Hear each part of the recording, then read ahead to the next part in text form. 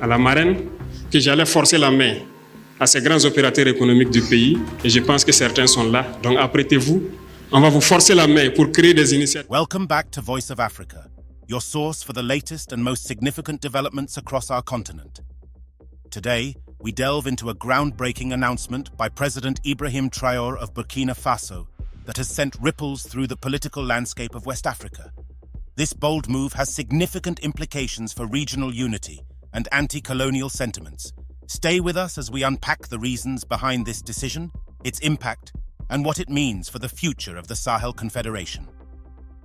President Ibrahim Traore has been a vocal advocate for African unity and independence, particularly in resisting the lingering influence of former colonial powers. His latest announcement regarding the Sahel Confederation is a testament to this commitment. The Sahel Confederation, currently comprising Burkina Faso, Mali, and Niger, aims to foster a union based on shared cultural, economic, and social foundations. Traore's vision is clear: to create a stable and equitable union free from external economic exploitation and political domination. In a surprising move, President Traore has explicitly excluded Ghana and Ivory Coast from joining the Sahel Confederation. This decision is rooted in the principle that only nations with similar economic standings and cultural practices can form a stable and equitable union. Despite their geographical proximity, Ghana and Ivory Coast have significantly different economic levels and cultural habits compared to the current members of the Confederation. Traore's reasoning is clear. Including economically stronger nations like Ghana and Ivory Coast could lead to economic imperialism within the Union, undermining the mutual respect and equality among member states. By excluding these nations, Traore aims to maintain the Confederation's integrity and focus on self-reliance and mutual support.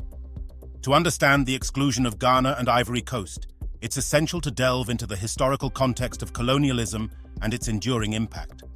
Ivory Coast, colonized by France, and Ghana, colonized by Britain, experienced different forms of colonial rule that have shaped their post-colonial trajectories. France's colonization of Ivory Coast began in the 1840s and continued until the country gained independence in 1960. However, the influence of France did not end with independence. Through economic and political ties, France has continued to shape Ivory Coast's course, ensuring its integration into the French economic system. The use of the CFA franc, a currency pegged to the euro and guaranteed by the French treasury, exemplifies this ongoing influence. Ghana, formerly known as the Gold Coast, gained independence from British rule in 1957.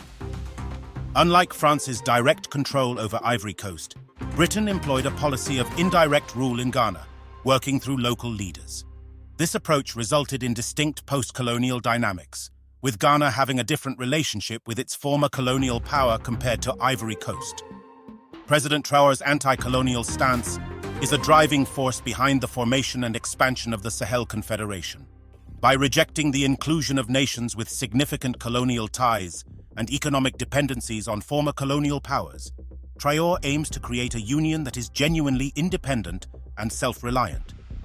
Traore's announcement aligns with his broader goal of eradicating French imperialism from Burkina Faso.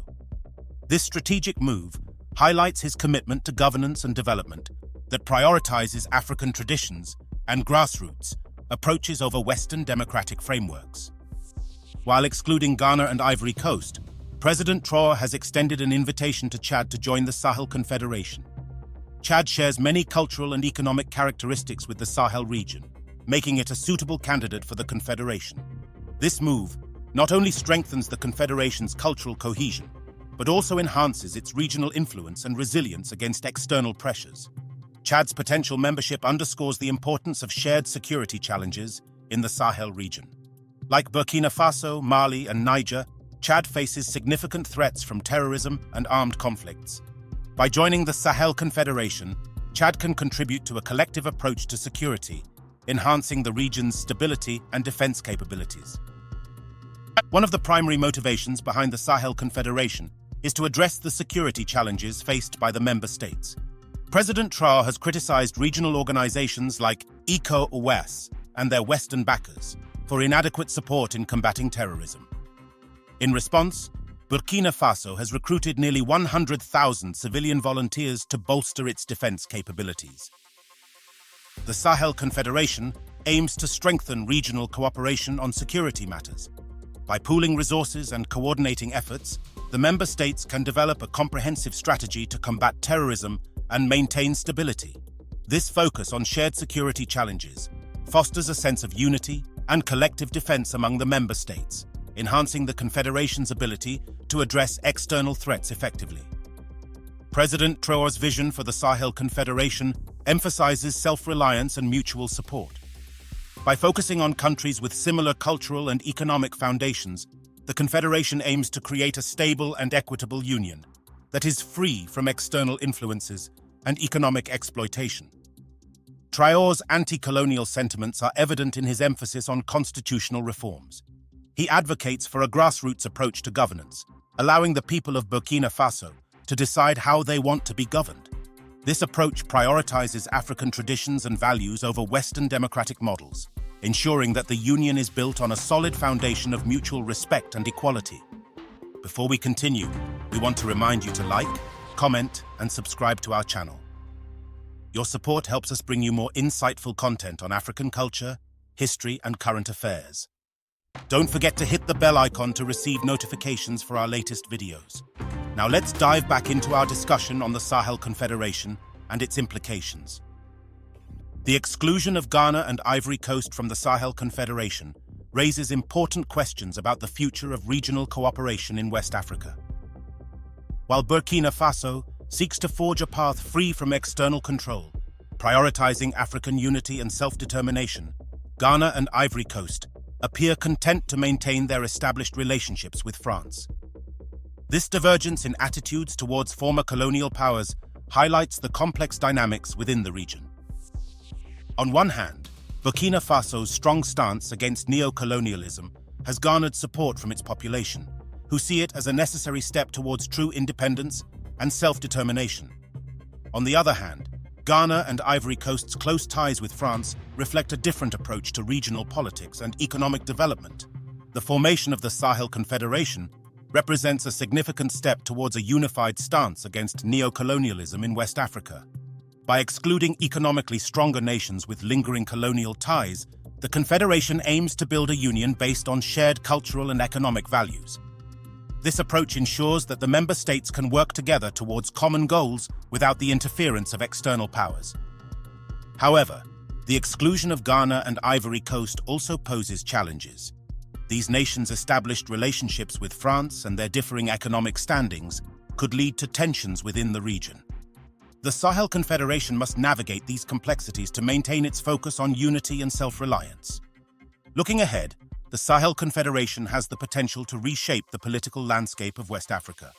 By fostering a union based on mutual respect, cultural cohesion, and shared economic values, the Confederation can serve as a model for regional cooperation and independence. The inclusion of Chad, with its similar cultural and economic characteristics, strengthens the Confederation's foundation. This move not only enhances the Union's resilience against external influences, but also highlights the importance of regional ties in fostering stability and development. President Ibrahim Traore's exclusion of Ghana and Ivory Coast from the Sahel Confederation marks a significant moment in West African politics. Rooted in anti-colonial sentiments and a vision of self-reliance, this decision underscores the importance of shared cultural and economic foundations in building a stable and equitable union. As the Sahel Confederation continues to evolve, it will play a crucial role in addressing the region's security challenges and fostering a sense of unity among its member states. By prioritizing African traditions and values, the Confederation aims to create a union free from external economic exploitation and political domination. Thank you for joining us on Voice of Africa. Don't forget to like, comment, and subscribe to our channel for more insightful content on African culture, history, and current affairs. Until next time, stay informed and stay engaged.